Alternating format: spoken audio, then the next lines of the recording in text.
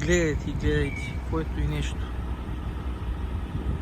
Това се управлявало седе. Ето от тук сядаш, се качваш и караш. За първи път виждам такава техника. Е заминала от старост. Сигурно това може да се реставрира, но кой да ти каже. Правят ги, някъде ги правят, има майсторчета, ето тук. Тази дъска не знам за какво е, тук сигурно сяда още един човек.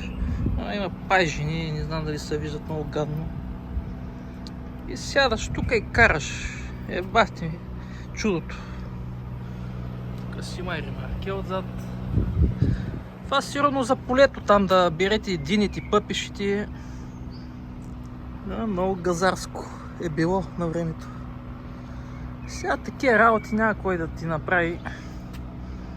Има други машини.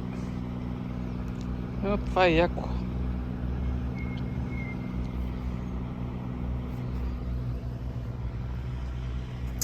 Иначе ние сме тук на един паркинг, чакаме да ни направят вратата, че е счупена отзад.